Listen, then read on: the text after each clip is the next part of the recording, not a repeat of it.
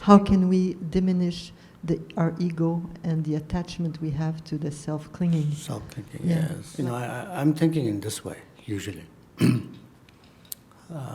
Not all the egos are bad. Sometimes we have that sense in the Buddhist teaching. When you study Buddhism, you feel like, oh, every ego is bad. But I think that's a misunderstanding. Somehow, I think not all the egos are bad. So don't throw the baby with the bathwater, they say. And so therefore I think we have to take a couple of steps in terms of working with ego. Let's look at this way, and the first step we take is look at our ego and see the first layer of our ego clinging that is actually nonsensical, right? Nonsensical, not productive, not beneficial.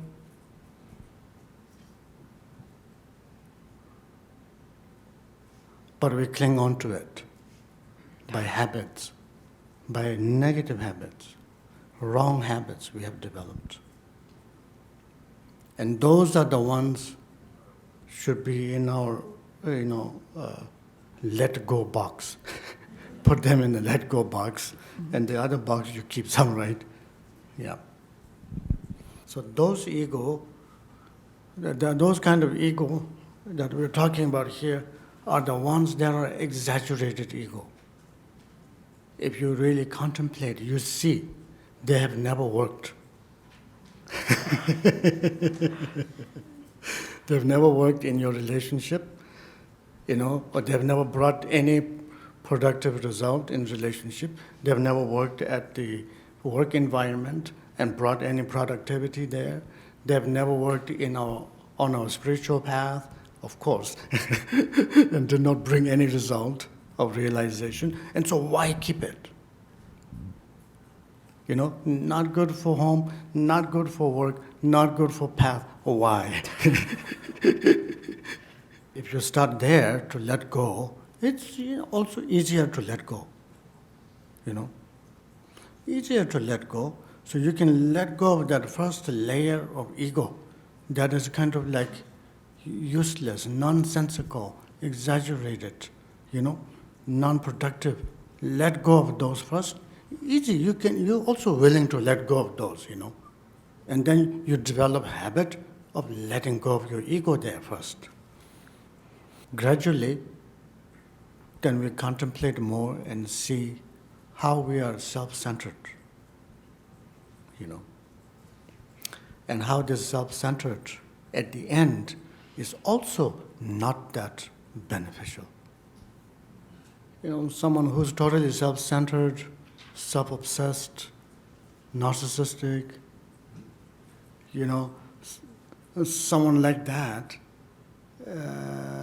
usually is the person that other people don't want to really hang out with,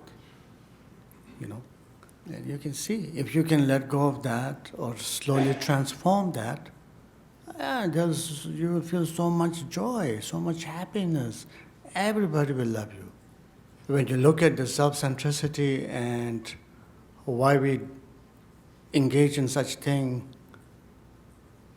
to achieve what, and if you look at it, it's actually not very logical.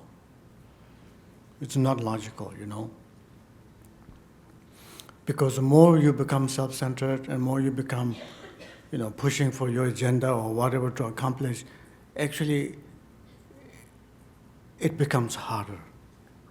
Our belief in self-existence, that seems to be so real.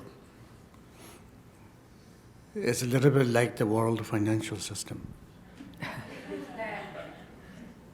What's really real is like when you give some barley and get some cheese, That's a real value there. Other numbers on the internet. It's a great illusion, like ourself clinging.